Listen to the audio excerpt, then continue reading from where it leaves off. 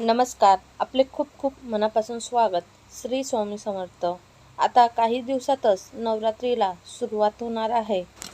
शारदीय नवरात्री दरवर्षी अश्विन महिन्याच्या शुक्ल पक्षातील प्रतिपदा तिथीपासून नवमी तिथीपर्यंत साजरी केली जाते. हिंदू सणवारांमध्ये नवरात्राला एक महत्त्व प्राप्त झालेले आहे. 9 दिवस दुर्गा मातेची पूजा व उपवास या पद्धतीने सण संपूर्ण भारतात साजरा केला जातो.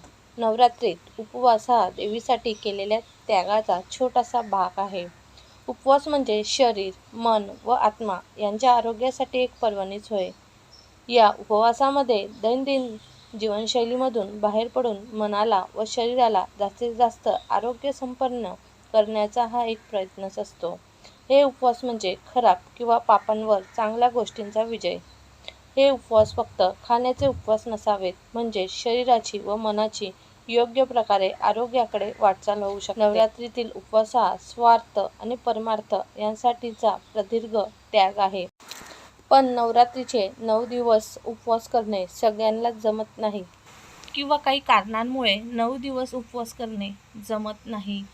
तर आज आपण बघणार आहोत, ज्यांना नवरात्रीचे 9 दिवस उपवास करणे शक्य होत नाही, तर त्यांनी उपवास कसा करावा. जर तुम्हाला नवरात्रीचे 9 दिवस उपवास करायचे असतील, तर तुम्ही पुढील प्रकारे करू शकतात. जर तुम्हाला नवरात्रीचे 9 दिवस उपवास करणे शक्य असेल, तर तुम्ही एकभुक्त राहून उपवास करू शकतात, म्हणजे केवळ फळाहार करू शकतात. फलाहारावर तुम्हाला भर द्यायचा आहे, म्हणजे सकाळ संध्याकाळ फक्त फलाहार तुम्हाला करायचा आहे. पण जर नवरात्रीचे उपवास एखाद्या आजारी व्यक्तीने किंवा कोणी धरले असतील, पण त्यांच्याकडनं एकभुक्त राहून शक्य नसेल, तर त्यांनी दिवसभरात 2 वेळा फलाहार घेतला तरी चालतो. पण पाणी पिण्यावर अधिकाधिक भर द्यावे, त्यामुळे अशक्तपणा जाणवत नाही. किंवा दुसरा प्रकार म्हणजे तुम्ही 9 दिवस सकाळी फलाहार करू शकतात आणि संध्याकाळी जेवण करू शकतात. म्हणजे सकाळी नुसते फळं खा आणि संध्याकाळी जेवण करून उपवास सोडा. अशा प्रकारेही तुम्ही उपवास करू शकता. किंवा तुम्ही घटस्थापना ज्या दिवशी देवी बसणार आहे, घट आपण ज्या दिवशी बसवतो त्या दिवशी तुम्ही उपवास करू शकतात.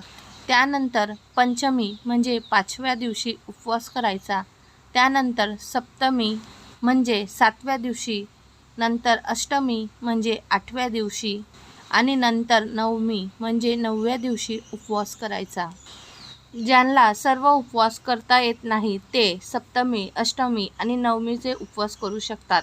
याला त्रिरात्री व्रत असे म्हणतात. अशा प्रकारे या दिवशी तुम्ही एक टाईम जेवण करून हा उपवास करू शकतात. आणि जे लोक प्रतिपदा आणि अष्टमी व्रत करतात, त्यांना युगम रात्री व्रत असे म्हणतात. पण तुम्हाला हेही व्रत करणे शक्य नसेल, तर तुम्ही फक्त 2 दिवस उपवास करू शकता. तर ते 2 दिवस कोणते? तर पहिला दिवस म्हणजे ज्या दिवशी आपण घटस्थापना करतो तो दिवस, आणि दुसरा दिवस म्हणजे नवमीचा.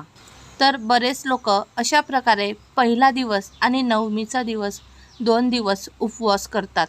आणि जे फक्त आरंभी व शेवटी व्रत करतात, म्हणजे पहिला आणि शेवटचा व्रत करतात, त्याला एक रात्री व्रत असे म्हणतात. या उपवासाला उठता बसता उपवास असे देखील म्हणतात.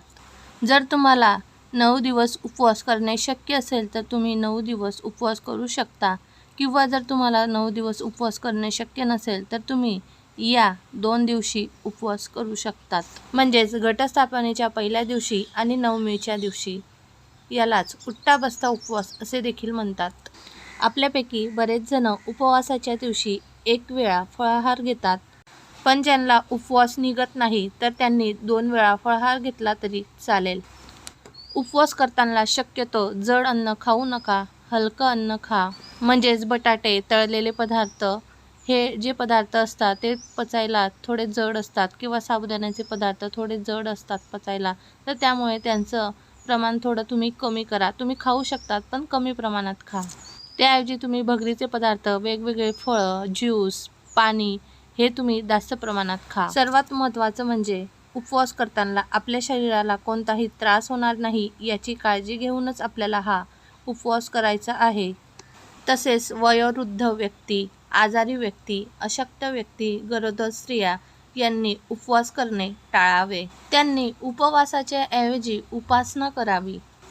कारण देव हा भक्तीचा भुकेला असतो असे म्हटले जाते. या कालावधीत भक्तिभाव हा अत्यंत महत्त्वाचा असतो.